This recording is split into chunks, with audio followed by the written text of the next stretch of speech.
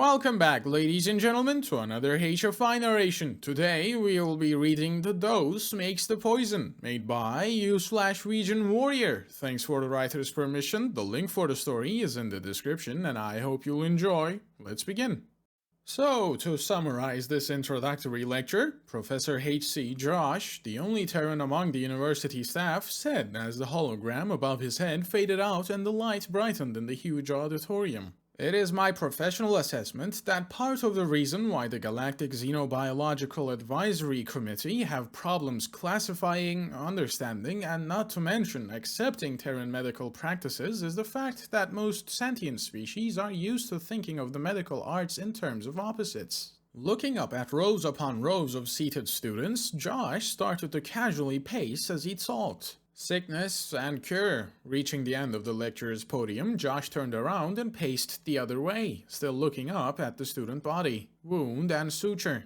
Josh smiled as he kept walking, the eyes and other light-sensing organs of the students tracking him, injury, and healing. Josh reached the other end of the podium and started walking towards the center again, his eyes still on the myriad of different students. Microbe and antimicrobial. Come to think of it, how come none of you folks discovered proper antibiotics before humans came along? Organoarsenic and sulfonamides are okay, but never mind, we will cover tailored antibiotics in a later lecture. Josh stopped as he reached the middle of the podium, slipping his hands into his pockets as he paused for a second. Poison and antidote. Opposites. Josh paused for a few heartbeats, his gaze taking in the students. Whereas Terran doctors and scientists, and let's admit it, quacksalvers have since time immemorial lived and frequently died by the simple axiom of dosis sola facit venenum. That is, that the dose makes the poison. What can kill in large doses can be beneficial to a Terran in small quantities, something that was discovered through trial and a lot of failures.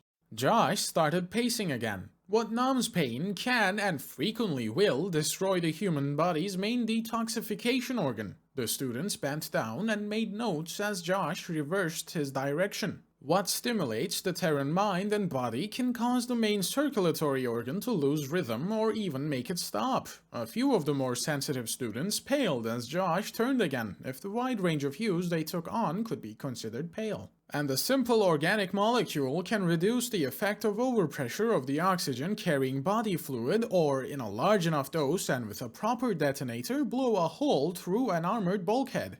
Josh stopped in the center of the podium again, slipping his hands out of his pockets and glancing at the time counter on his wrist. Any questions? None of the students said anything. It was the last class of the day. No, Josh looked down at his notes. Very well, my next lecture in this class on Terran medical practices will be an in-depth look at the age of heroic medicine. Thanks to the competent and all too eager staff in the audio-visual department, the lecture will be complete with a series of full sensory simulations. Due to the graphic nature of the lecture, I am required to inform you that attendance of the lecture is strictly voluntary, but of course also mandatory if you wish to pass my class. Josh looked up at the diverse body of students in the auditorium and grinned, his teeth showing. I recommend not eating lunch beforehand. Class dismissed.